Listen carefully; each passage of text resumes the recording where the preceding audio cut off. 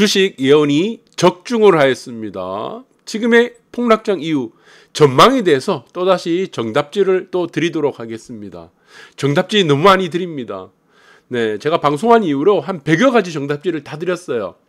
제가 정답지를 드린다고 할 때 항상 말하는 것이 있었습니다. 뉴스와 신문기사에 제가 했던 예언들이 반드시 등장할 것이다 라고 여러분들에게 강조를 했고, 이후 어떻게 되는지를 확인하라. 네, 맞박에 적어놓고 확인을 해보라 라고 말씀을 드렸습니다. 자, 우리 지금 저의 구독자 미풍선생 TV의 구독자 45,000명은 단 한 명도 주식을 갖고 물려있는 사람이 없을 거라고 저는 확신하고 있습니다. 왜 그렇습니까? 제가 정답지를 다 드렸기 때문에. 언제 최고치를 찍었던 날, 그 전날에 이미 다 드렸고 경로를 이미 다 예상을 했었죠. 그렇기 때문에 여러분들은, 제 방송을 듣고 있는 구독자 여러분들은 다 대응이 가능하다. 그래서 주식이든 코인이든지, 그리고 부동산은 양극화라고 했죠. 국내 최초로. 네, 손실이 나고 있는 구독자는 아무도 없다. 저는 그렇게 확신하고 있습니다.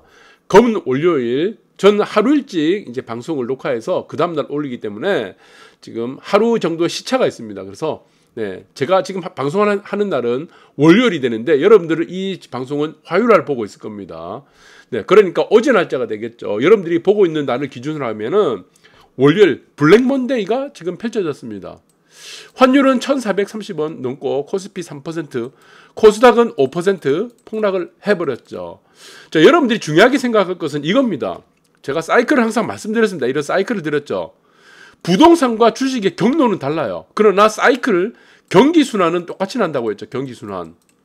그런데 어떤 특징이 있습니까? 네, 1번. 주식의 경우는 어떨 때 폭락이 투매가 나옵니까? 막바지에. 네, 막바지. 마지막에는 항상 투매가 나옵니다. 그리고 2번. 부동산은 언제 투매가 나옵니까? 부동산. 뭐 아파트 예를 들어볼게요. 이거 언제입니까? 초반에 항상 급매가 터지기 시작합니다. 왜 그렇습니까? 주식 같은 경우는 왜 막바지에 이게 내가 팔고 싶어서 이거 투매 나오는 게 아니에요. 이게 신용에다 걸려버립니다. 신용. 네, 그러니까 반대매매 나갑니다. 근데 부동산은 왜 초반에 이렇게 투매가 나오냐면은 초반에 이제 겁을 먹는 겁니다.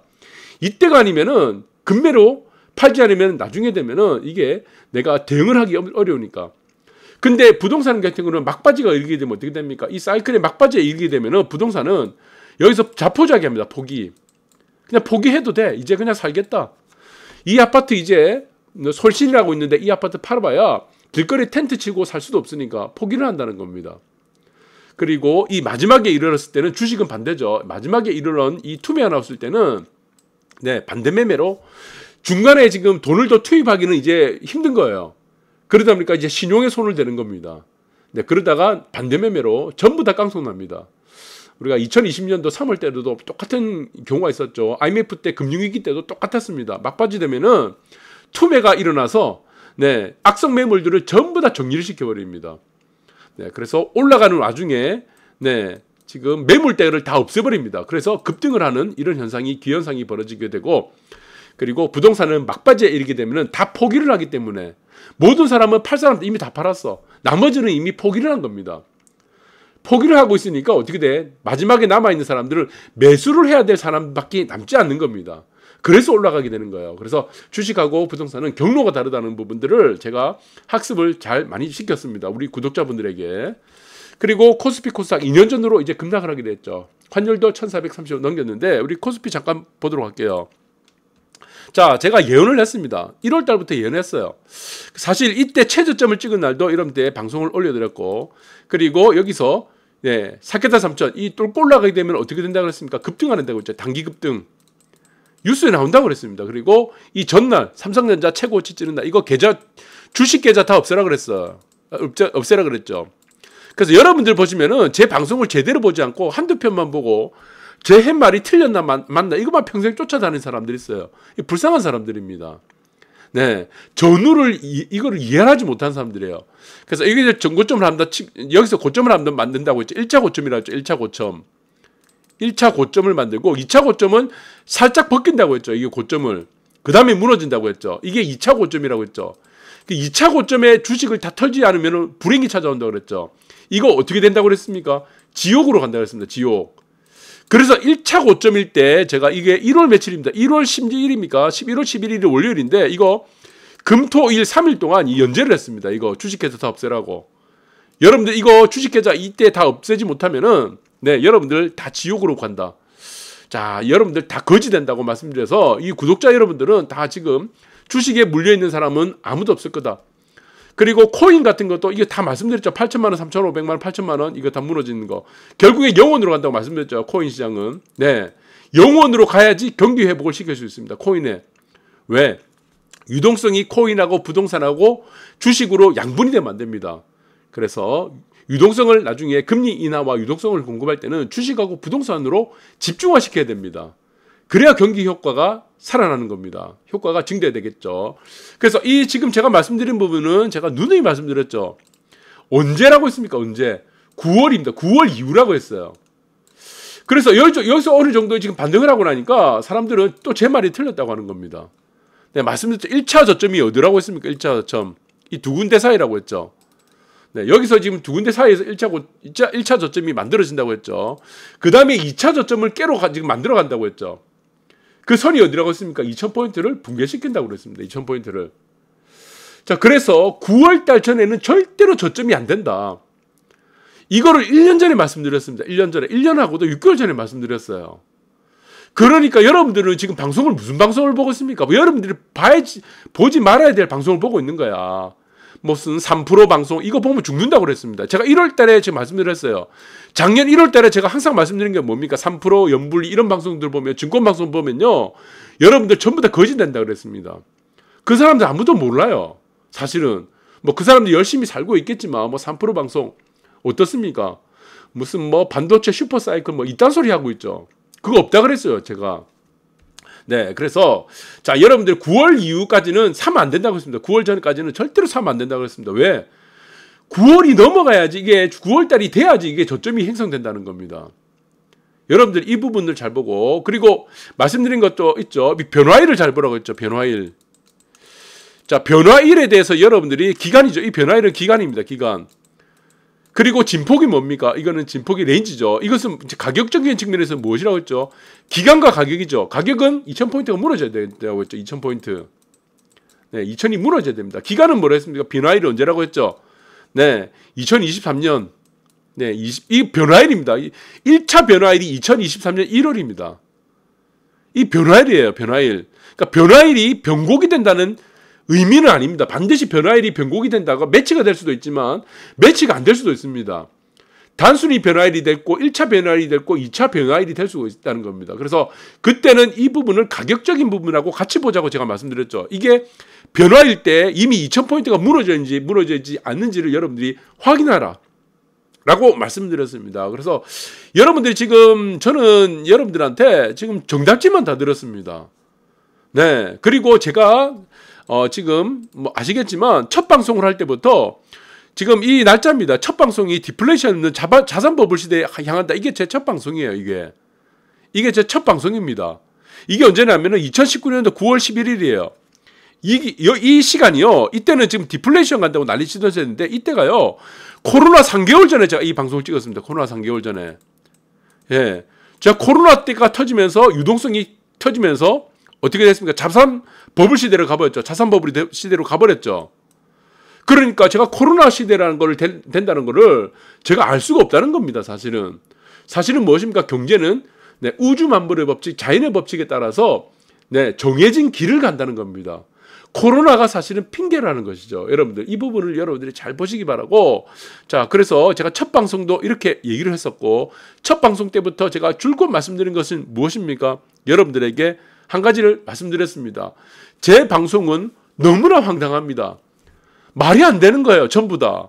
부동산도 그렇고 작년에 양극화라는 얘기를 저 처음 했어요. 양극화. 모든 사람들이 불장이라고 할 때 부동산 양극화를 저 혼자 하고 이것이 나중에 뉴스 기사 난다고 했습니다. 그리고 주가도 마찬가지죠. 9월달 이후에 9월달이 접어든 이후에 어떻게 된다고 했어요. 저점이 펼쳐진다고. 이 저점이죠. 저점. 9월달이죠 지금. 그럼 이거 어떻습니까? 그 이후 어떻게 되겠습니까? 9월달 이후도 어떻게 되겠습니까? 그래서 여러분들 뉴스를 확인하라. 제 방송을 듣고 뉴스는 반드시 확인하면은 이게 기소화된다고 그랬습니다. 그래서 제 방송의 모토는 무엇이다? 하루든 한 달이든 1년 전이든 먼저 말해주겠다는 겁니다. 먼저. 자, 그런데 여러분들이 이 방송을 듣고도 대응을 하지 못한다면은 정말 저는 좀 문제가 있다고 봅니다. 네, 그래서 저는 이 가장 큰 문제가 이거예요. 지금 이대로 가면 외환위기 재현이란 문제인데 한국적 측면을 우리가 보게 될 거예요. 한국은 어디에 연결되어 있습니까? 어디에 지금 둘러싸여 있죠? 네, 어디에 둘러싸여 있냐? 일본. 오른쪽에는 일본, 왼쪽에는 중국이에요. 네, 이 말이 뭐죠? 이 삼국은요, 대응이 같아야 된다는 겁니다. 대응. 자, 여러분들 이 보세요. 이 아시아입니다. 동아시아권에서 일본, 한국, 중국은요, 이 삼국이 지금 패권을 갖고 있습니다. 사실은. 그럼 여기에 대서양 하나 건너갖고 무엇입니까? 이게 미국이죠. 미국. 네, 왼쪽에는 무엇입니까? 네, 또 건너게 되면은 대륙을 하나 건너면은 이 유럽권입니다. 유럽권. 자, 그런데 지금의 긴축을 유도하는 것은 미국이죠. 왜 긴축을 하고 있습니까? 금리를 왜 올립니까? 이게 고용시장이 너무 좋은 겁니다. 고용시장. 고용시장이 그냥 뭐 대박이에요. 노가다 살짝해도 한 달 7, 800 버는 나라가 지금 미국이 됐어요. 가장 가난한 나라가 미국입니다. 가장 가난한 나라가 가장 부자인 나라가 지금 미국이 된 거예요. 전 세계 일본, 한국, 중국에 있는 공장들이 다 미국 가는 거예요. 미국의 공장. 그러면 지사가만 뭐 공장이 그 하나만 들어옵니까? 한 3만 개 정도가 따라서 들어오죠. 장치산업, 자동차 같은 거. 뭐 지금 뭐 조립해야 되잖아. 장치산업들.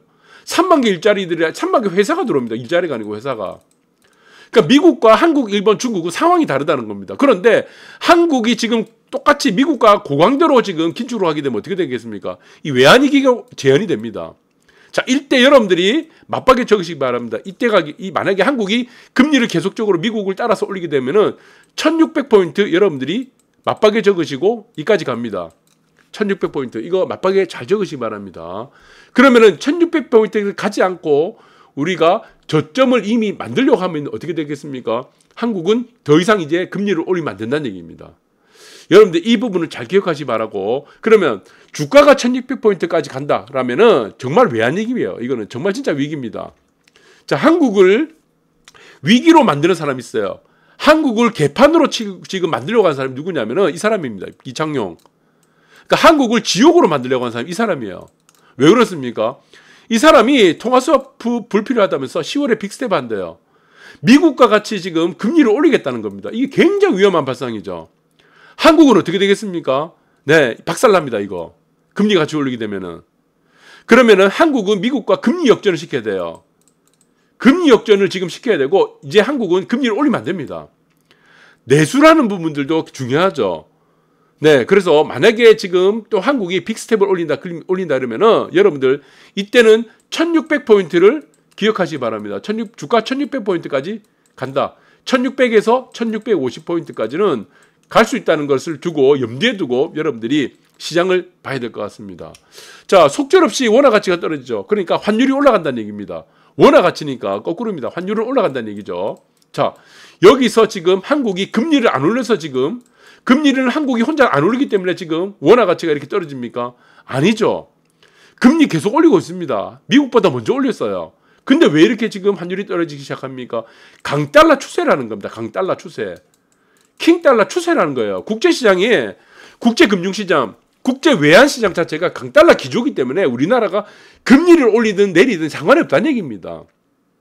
그래서 지금 한국은행 총재 이창용이 이 사람이 엉뚱한 지금 상상을 나래를 펼치게 되면은 같이 우리가 금리 올리겠다 이 난리를 부르스치게 되면은 대한민국 사람들이 여기서 다 죽습니다. 진짜로. 자, 그리고 우리가 보시면은 금리 역전이 돼도 괜찮아요. 왜 그렇습니까? 우리가 이전에 지금 보시면은 2019년도, 2020년도 초반 보시면은 금리가 미국이죠. 금리가 미국이 1%가 더 비쌌습니다. 1% 금리가 더 높았어요. 근데 이때 외환시장은 어땠습니까? 굉장히 안정됐습니다. 안정. 그러니까 이 말이 무엇이죠? 미국과 한국의 금리는 반드시 한국의 금리가 높아야 된다는 이 강박관념을 가져서는 안 된다는 겁니다. 이 강박관념을 가져야 된다. 이 공식처럼 한국은 미국과 같이 금리를 올려야 된다는 이 잘못된 생각을 하는 순간 대한민국은 지옥 불바다로 빠지게 되고 자산시장은 전부 다 물거품이 된다. 이렇게 보시면 될 것 같아요. 그래서 한국은 더 이상 미국이 뭐 5% 가든 10% 가든 한국은 더 이상 금리를 올리면 안 되고 여기서 동결을 시켜야 된다. 동결을 시켜야 됩니다. 여기서 분명히. 그리고 통화 수합을 해야 됩니다. 이 사람 지금 보시면 통화 수합 안 해도 된다고 얘기하죠. 이 사람 지금 대한민국 사람을 다 죽이려고 하는 사람이에요. 그러면서 금리를 올리게 되면 모든 것이 해결될 것처럼 얘기하죠. 환율이라든가. 아니죠. 강달러 추세는 이 사람 혼자 바꿀 수 없습니다. 금리로도 바꿀 수 없다는 겁니다. 네, 이런 부분들을 여러분들이 잘 보시기 바라고, 지금 일본 중앙은행도 마찬가지죠. 금리 안 올리죠. 안 올립니다. 올려봐야 지금 엔화 절합니다. 엔화 같이 절하죠. 엔화가 지금 절하가 되고 있습니다. 가치가 떨어지고 있죠. 네, 이거를 피할 수 없다는 것을 일본 중앙은행도 알고 있다는 거고, 특히 중요한 것은 중국의 중앙은행입니다. 지금 미국 금리가 3.25예요. 조만간에 어떻습니까? 지금 이 상황이 중국보다 미국 금리가 더 높아질 상황에 갈 수도 있다는 겁니다. 네, 만약에 중국이 미국처럼 지금 중국은 어떻습니까? 계속 금리 낮추고 있죠. 금리를 같이 미국까지 올린다고 하더라도 중국의 위안화입니다. 위안화 가치가 떨어지는 것을 피할 수 없다는 것을 중국도 알고 있다는 겁니다. 그러니까 여기서 중요한 것은 한국, 중국, 일본이 똑같이 동맹을 해야 돼. 금융에 대한, 경제에 대한 동맹을 해야 됩니다. 여기서 필요한 것은. 그래서 한국과 중국과 일본 이 세 나라는 금리를 내리는 쪽으로 가고 금융 완화 기조로 가고, 미국만 혼자서 금리를 올려서 죽이 되든 밥이 되든 지들 알아서 해라로 가야 되는 것이 저는 맞다고 봅니다. 네, 왜? 미국은 금리를 올려도 펀더멘탈이 너무 좋기 때문입니다. 미국은요. 금리를 올려도 경제가 기초체력이 워낙 좋다 보니까 금리 인상에 대해서 기초체력이 좋은 것을 커버가 된다는 겁니다. 받아들일 수가 있어요. 지금 상황에서 한국과 중국과 일본은요, 금리를 올리게 되면은 지금의 한국과 중국, 일본의 기초체력이 금리를 받아들일 수 없다는 겁니다. 이 부분이 가장 크다. 그래서 중국, 일본, 한국 중에서도 지금 한국이 가장, 네, 저는 기초체력이 그나마, 네, 좀 좋지가 않다고 보고 있습니다. 떨어져요. 그 상황에서 금리를 올리게 되면 어떻게 되겠습니까? 그래서 여러분들이 지금 보시면은 가장 중요한 것은 이겁니다. 네, 이창용 이 사람의 입에 달렸습니다. 이 사람이 만약에 또 금리를 올린다고 헛짓거리를 하게 되면은 여러분들 1600포인트, 네, 이거 각오하셔야 됩니다. 여러분들 반드시 이거 각오하시고, 변화일 아까 말씀드렸죠. 그리고 2000포인트는 일단은 무너져야 된다. 이 부분들을 잘 보시기 바라고, 그리고 댓글 다시는 분들 좀 자제하세요. 네, 그래서 이런 부분들을 좀 한두 분 지금 한 컷도 두 컷도 자세히 보지도 않고 그거 보고 제가 지금 미리 다 말씀드린다고 했죠. 그래서 2000포인트 9월달 예, 주식도 지금 다 맞췄습니다. 네, 그러니까 지금 이런 부분들을 제가 말씀드린 부분들은 다 지금 뉴스와 네, 신문 기사 나기 때문에 여러분들이 뭐 그렇게 앞으로 믿지 않고 싶다 살 수 없습니다. 여러분들의 자산에 대한 문제예요. 네, 여러분들이 구독자라면은 여러분들이 잘 지금 참고를 하시고 저의 방송을 대응을 하셨으면 좋겠습니다. 감사합니다.